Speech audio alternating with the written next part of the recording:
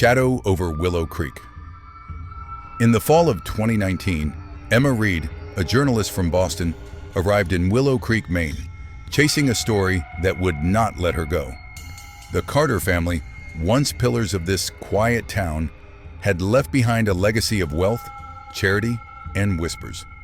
Their Victorian mansion, now crumbling amid black pines and marshland, stood as a silent witness to secrets no one dared speak aloud. Emma's discovery would unravel a century of lies. Emma sat in her rented room at the Willow Creek Inn, surrounded by photocopied archives and yellowed newspapers.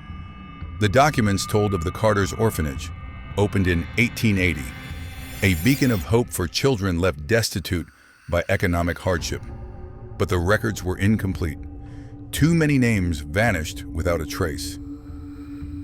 "I found a ledger in the state archives," Emma said into her recorder, her voice steady but tense. It listed hundreds of children who passed through the Carter orphanage. They were photographed, measured, cataloged like specimens. But after they left, there's nothing. No marriages, no jobs, no graves. They just disappeared.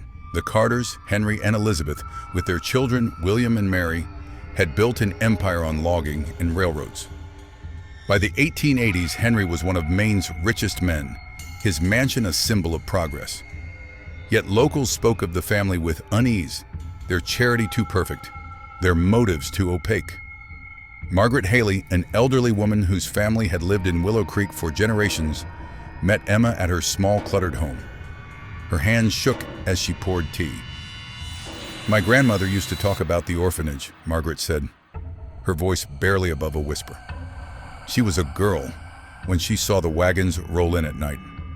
The children never played, never smiled. They looked hollow. She said the Carters were looking for something in them, something special. No one knew what." Emma's first visit to the Carter mansion left her shaken. The air inside was heavy with damp and a faint, metallic tang. She found a hidden room in the basement, concealed behind a bookcase. Inside were stone tables stained with dark patches, shelves lined with jars of murky liquid, and journals filled with Elizabeth Carter's meticulous handwriting.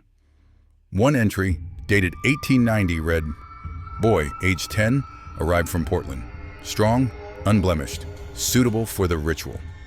"I read those journals all night," Emma said into her recorder, her voice trembling. "They weren't just taking care of these kids. They were using them. They believed their blood could unlock something. Eternal life, maybe. It wasn't charity. It was a machine." Emma met resistance from Sheriff David Crow, a tall man with weary eyes, outside the town's archive. "Miss Reed," he said, his tone polite but firm, "folks here value their peace. Digging up the Carter's past won't do anyone good. Some things are better left buried." "And what about the children?" Emma pressed. "Hundreds of them gone. You think that's something we should forget?" Crow looked away, his jaw tight. "Sometimes the truth hurts more than silence." Emma returned to the mansion that night, her flashlight cutting through the darkness.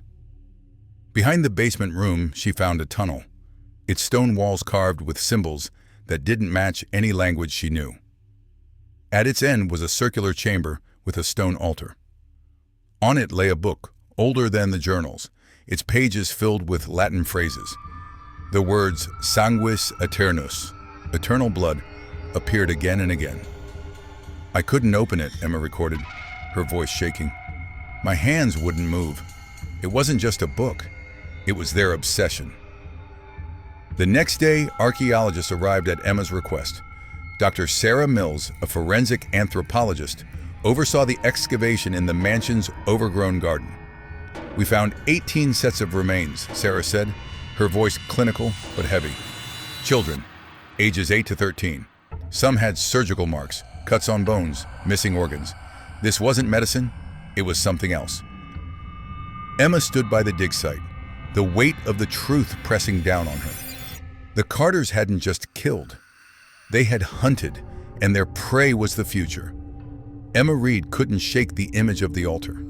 Its stone surface, etched with grooves that channeled something dark, haunted her dreams.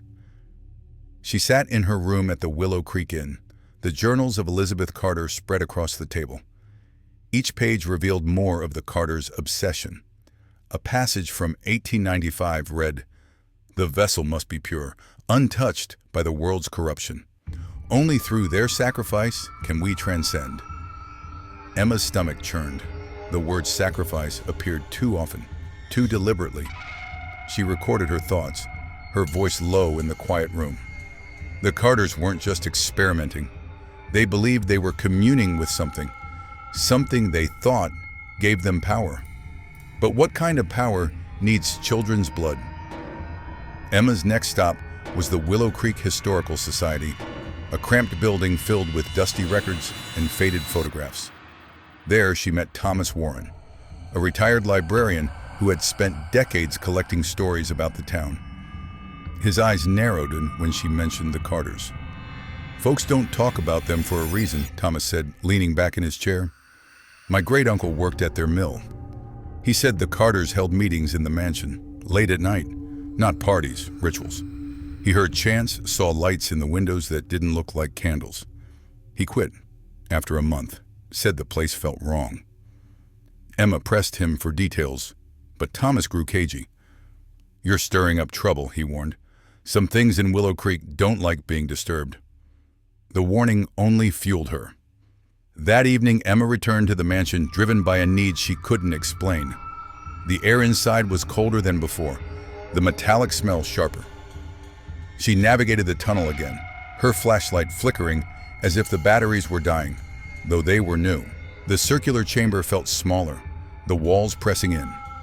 The Latin book on the altar was open, though she was certain she'd closed it. A new page caught her eye, written in a different hand. "The gate requires 3. The blood, the bone, the will. We are close." "I didn't touch it," Emma recorded, her voice unsteady. The book turned the page itself. "I know how that sounds, but I felt it watching me. Not a person. Something else." The next morning, Emma met with Margaret Haley again. The old woman seemed frailer, her eyes darting to the windows as she spoke. "My grandmother saw something once," Margaret said, clutching her teacup. "She was picking berries near the mansion when she heard crying from the woods. She followed it and saw a girl, maybe 10, running toward the marsh. My grandmother called out, but the girl didn't stop. The next day, the Carters said she'd run away, but no one ever saw her again." Emma's throat tightened. "Did your grandmother ever go to the police?" Margaret shook her head. "You didn't cross the Carters. They owned this town. The sheriff, the mayor, they all answered to them." Back at the inn, Emma pored over the orphanage records. The children's files were meticulous. Names, ages, health reports, but some entries had strange notes.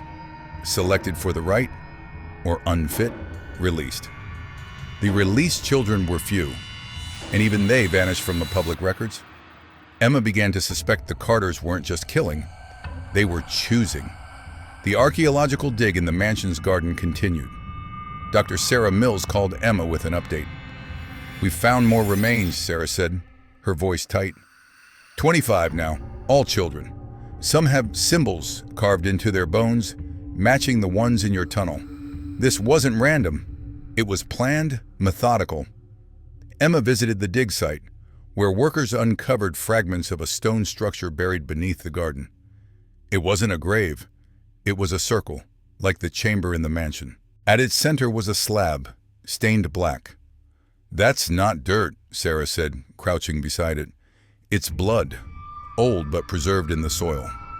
Whatever they did here, it wasn't a one-time thing." That night, Emma dreamed of the mansion. She stood in the chamber, the walls pulsing with shadows that whispered her name. The book on the altar opened on its own, and a voice, not human, not alive, spoke. "The gate is still open." She woke gasping, the metallic smell lingering in her room. The next day, Sheriff Crow was waiting outside the inn. "You need to stop," he said, his voice low. "You're waking things that should stay asleep." Emma met his gaze. "And what about the children?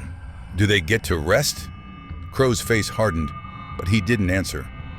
As he walked away, Emma noticed a small tattoo on his wrist, a symbol that matched the ones in the tunnel. Emma Reed's hands trembled as she transcribed the Latin phrases from the book in the mansion's hidden chamber. Porta ad umbras, the gate to the shadows, echoed in her mind. The diagrams, with their precise markings of bones and organs, suggested a ritual far beyond medical experimentation.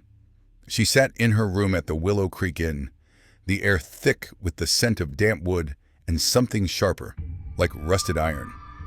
Her recorder captured her thoughts. The Carters weren't just killing for power, they were opening something, a door. But to what? Emma's next lead came from a faded letter she found tucked inside one of Elizabeth Carter's journals. Dated 1897, it was addressed to Henry Carter from a Dr. Elias Vaughn, a physician from Boston. The letter was brief but chilling. The procedure requires precision. The vessel must be prepared correctly, or the offering will fail. I will arrive next month to oversee the next rite. Emma's pulse quickened. A doctor from outside Willow Creek was involved, suggesting the Carters' network extended beyond the town.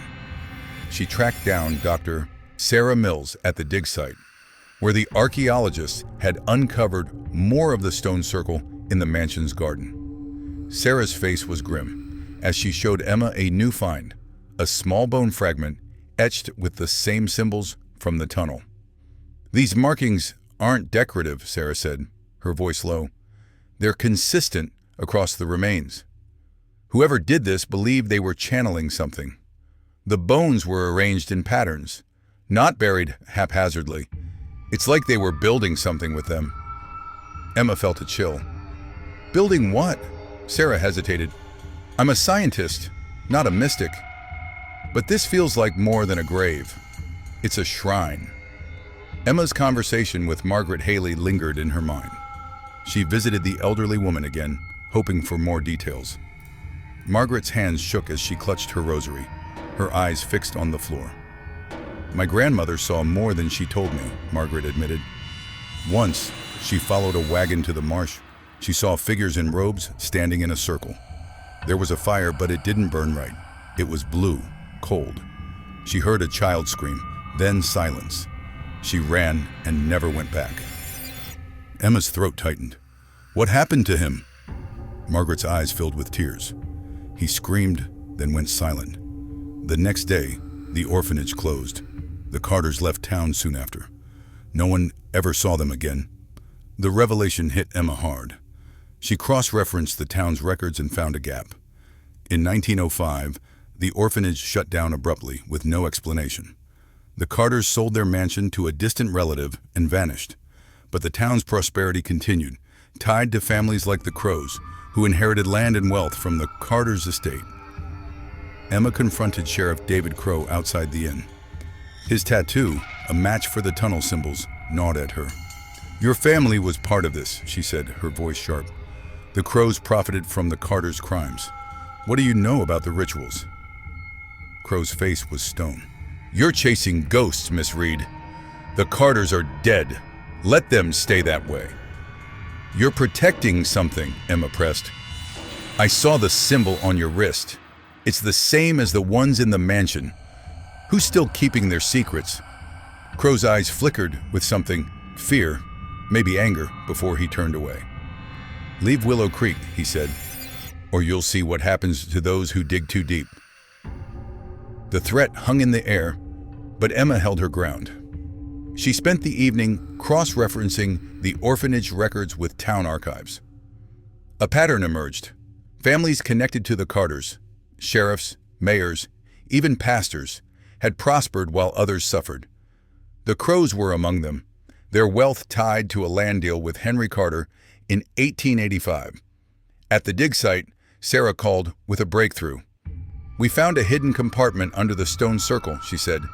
"It's a box, sealed with wax. The symbols on it match the book you described. We're opening it tomorrow." Emma couldn't wait. She returned to the mansion alone, descending into the chamber. The air was thick, the metallic smell overwhelming. As she reached for the book, the shadows moved, not with her light, but against it. A whisper, faint but clear, filled the room. "The gate is open." She stumbled back, her heart racing. The book fell to the floor, its pages flipping wildly. Emma ran, the tunnel's symbols glowing faintly in her peripheral vision. Outside, the marsh seemed to hum, the air alive with something she couldn't see. Emma Reed stood at the edge of the Carter Mansion's garden, the marsh beyond cloaked in fog. The call from Dr. Sarah Mills about the sealed chamber had left her sleepless, the words glowing symbols burning in her mind. The metallic tang in the air followed her everywhere now, clinging to her clothes like a second skin. She recorded her thoughts before heading back to the mansion. "I don't want to go down there again. The shadows know me now, but if I stop, the truth stays buried with those children." At the dig site, Sarah led Emma to the newly uncovered passage beneath the stone circle. The air was colder here, the walls slick with something that wasn't just water. The sealed door, carved with the same symbols as the book and Sheriff Crow's tattoo, pulsed faintly, as if breathing. Emma's flashlight flickered, though its batteries were fresh. "I've never seen anything like this," Sarah said, her voice hushed. "The door's stone, but it's warm to the touch. We tried drilling, but the equipment failed. It's like it's resisting." Emma traced the symbols with her finger, feeling that same electric jolt from the pillar. The whispers returned, faint but insistent. "You see us, you belong." She pulled her hand back, her heart racing. "We need to open it," Emma said, though her voice betrayed her fear. "Whatever the Carters were doing, it's behind that door." Sarah shook her head. "I'm not risking my team. You've seen the bones, the journals. This isn't just history. It's dangerous." Emma didn't argue. She waited until night, then returned alone, armed with a crowbar and her recorder. The mansion felt different now, its silence heavy, expectant. The tunnel to the sealed chamber was tighter, the symbols glowing brighter. The metallic smell was overpowering, like blood spilled fresh. At the door she hesitated, the whispers growing into a chorus. "Open it. Join us." She wedged the crowbar into the seam and pried. The stone groaned, then gave way, revealing a cavernous chamber. The air inside was thick, almost liquid, and the walls were lined with niches, each holding a small skull, dozens of them, each carved with symbols. In the center stood a larger altar, its surface etched with a spiral that seemed to move under her gaze. Emma's recorder shook in her hand. There are skulls everywhere, children's skulls. The altar, it's alive. I can feel it pulling me. A voice, not from the shadows, but from behind, stopped her cold. "You shouldn't be here." It was Sheriff Crow, his silhouette filling the doorway. His tattoo gleamed in the faint light, matching the altar's spiral. Emma spun, her voice sharp. "You knew about this. Your family helped them, didn't they? The Carters didn't stop, and neither did you." Crow's eyes were hollow. "You think we had a choice? The Carters made a deal, and we're still paying for it. The shadows don't let go." "What deal?" Emma demanded. Crow stepped closer, his voice low. "They wanted eternity. The shadows gave it to them, but not the way they thought. The gate's still open, and it's hungry. You opened that door, Miss Reed. Now it wants you." Before Emma could respond, the chamber shook, dust falling from the ceiling. The whispers became a roar, and the spiral on the altar glowed red. Crow grabbed her arm, pulling her toward the exit, but the shadows moved, coiling around his legs. He screamed, a sound cut short as the darkness swallowed him. Emma ran, the skulls in the niches seeming to watch her. She stumbled into the upper chamber, the Latin book open on its altar, pages flipping on their own. A new passage was written in fresh ink. "The gate claims its due. The blood is yours." She fled the mansion, collapsing in the garden as the marsh hummed with unnatural life. The next morning, she met Margaret Haley one last time. The old woman was bedridden, her face gaunt. "It's awake," Margaret whispered. "My grandmother warned me. The shadows don't sleep. They wait." Emma pressed her. "How do we stop it?" Margaret's eyes closed. You don't. The Carters tried, and they're still here, in the shadows. Back at the inn, Emma found her room ransacked, the journals and map gone. A new note scrawled in a red ink read, "The gate sees you." She called Sarah, her voice urgent. "We need to destroy the source. Burn it, flood it, anything." Sarah was skeptical. "You're talking about fighting something we don't understand. The book, the symbols, they're tied to the marsh. If we destroy it, we might make it worse." Emma didn't care. She gathered gasoline and matches, driven by a desperate need to end it. At midnight, she returned to the marsh, the stone circle pulsing like a heartbeat. The shadows waited, their whispers now a command. "Join us." She poured the gasoline, her hands steady despite the fear. As she struck the match, the ground bled faster, the shadows screaming. The flames caught, but they burned blue, cold, unnatural. The figure of Henry Carter appeared again, his smile cruel. "The gate is eternal," he said. "You only feed it." The fire died, and the shadows closed in. Emma Reed stumbled back from the stone circle, the blue flames dying as quickly as they'd ignited. The shadows writhed, their forms coalescing into a wall of darkness that pulsed with the marsh's heartbeat. Henry Carter's figure, pale, ageless, his eyes glowing with an unnatural light, stood motionless, his voice echoing, "You feed the gate." The metallic tang in the air was suffocating, and Emma's recorder shook in her hand as she whispered, "I tried to burn it. It didn't work. The shadows are stronger now. And Henry, he's not human anymore." She fled to the Willow Creek Inn, her room a mess from the break-in. The stolen journals and map were gone, but the Latin book somehow remained in her bag, its pages heavier, as if soaked in something unseen. Emma pored over it, desperate for a way to close the gate. A passage caught her eye. "Porta clauditur sanguine et voluntate." The gate is closed with blood and will. Her heart sank. The Carters had used children's blood. What would closing it demand? Emma called Dr. Sarah Mills, her voice urgent. "The book says he blood and will can close the gate. But whose blood? And what does will mean?" Sarah was silent for a moment. "The Carters use children as vessels. If the ritual needs a blood to close it, it might mean a sacrifice." "Emma, this is beyond us. We need to call in experts, occultists, maybe." "No time," Emma said. "The shadows are moving. They took Crow, and they're coming for me." She tracked down Paul, the neighbor who'd spoken of Margaret Haley. He was reluctant, his eyes darting to the marsh. "My father knew the truth," he said, his voice low. "The Carters made a pact with something in the marsh. They thought they'd live forever, but it trapped them. The shadows don't let go." "How do I stop it?" Emma asked. Paul's voice trembled. "My father said it takes more than blood. The will, the Carters' obsession, has to die. Burn their names, their legacy, but you'll pay a price." Emma returned to the marsh at dawn, carrying the tablet and a canister of fuel. The stone circle stood silent, the ground still wet with blood. She poured fuel over the tablet, reciting the Latin, "Claude porta, sanguis fini." The shadows surged, their forms twisting into children, their whispers a scream, "You cannot end us." She lit the match, and the flames roared, burning red, then white. The tablet cracked, the ground shaking violently. A figure appeared, Henry Carter, his form fraying. "You break nothing," he said, his voice fading as the flames consumed the ground. Emma staggered back, her vision blurring. Her recorder caught her final words. "The tablet's gone. The shadows are quiet. But I feel them waiting. I paid the price." Days later, Sarah called with news. "The marsh is dead.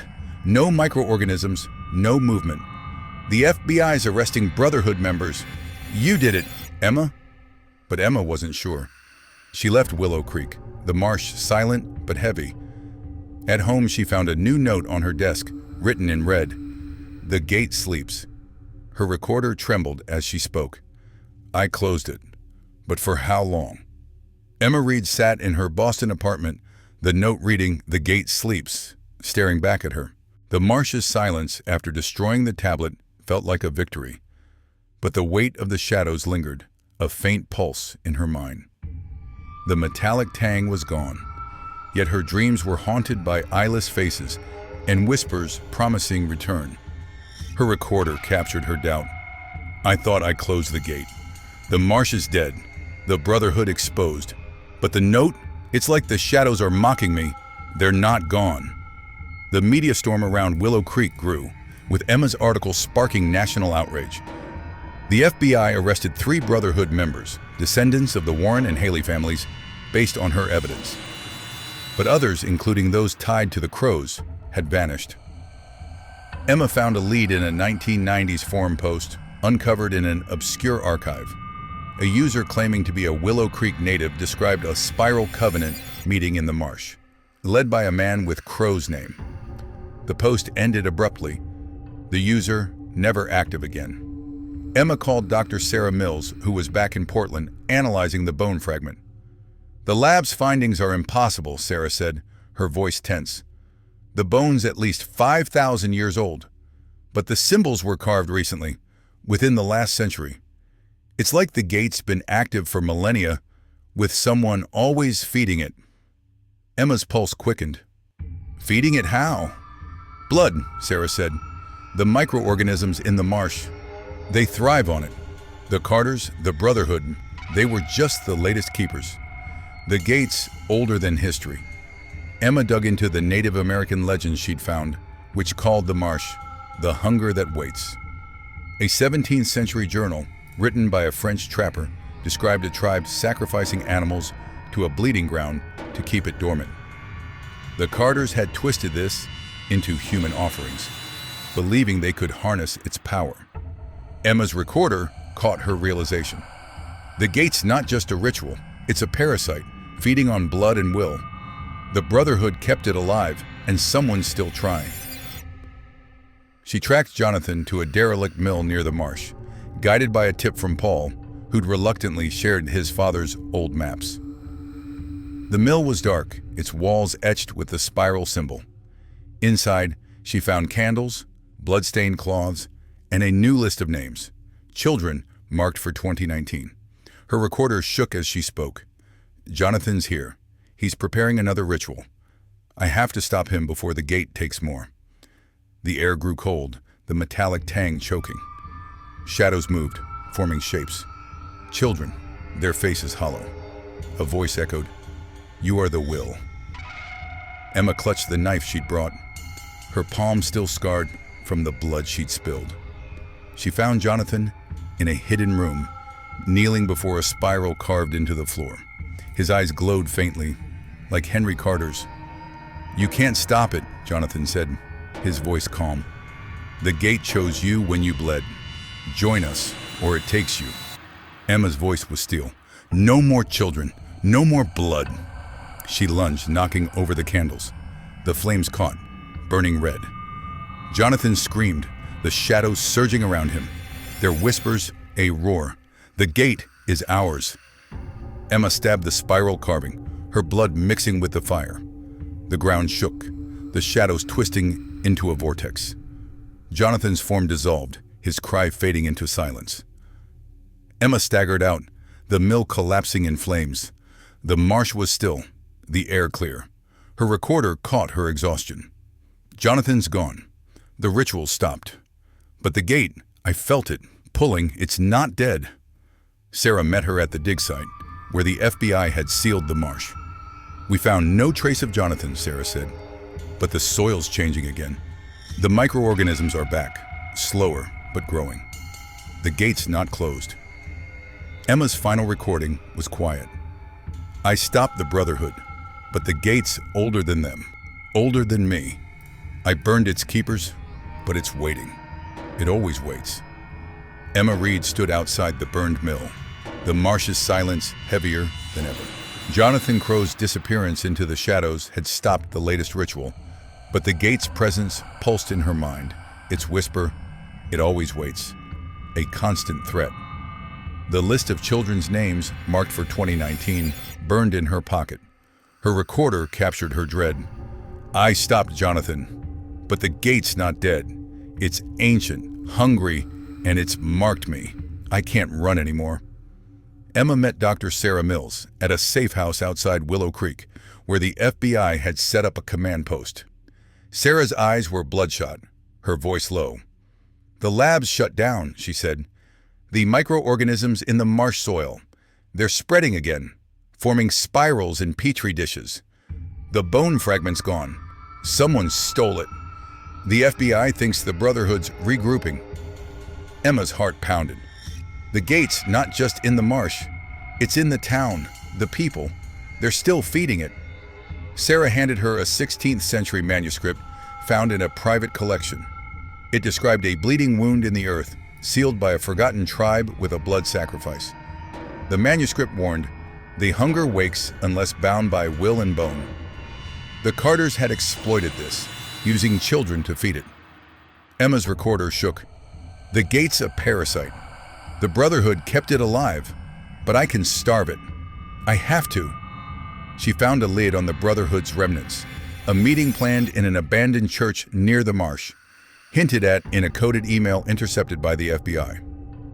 Emma went alone, the air thick with the metallic tang. The church was decrepit, its pews rotting, the spiral symbol carved into the altar.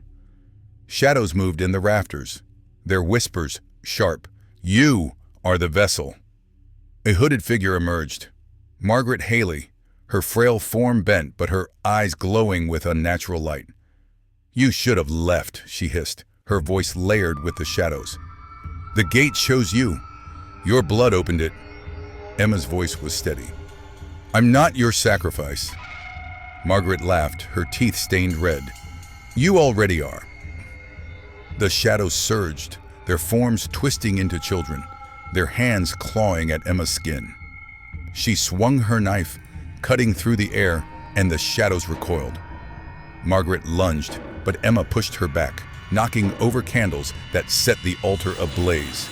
The church burned, the shadows screaming as Margaret's form dissolved, her cry echoing, "The gate lives!" Emma stumbled out, her skin cold where the shadows touched her. Her recorder caught her gasps. Margaret was one of them.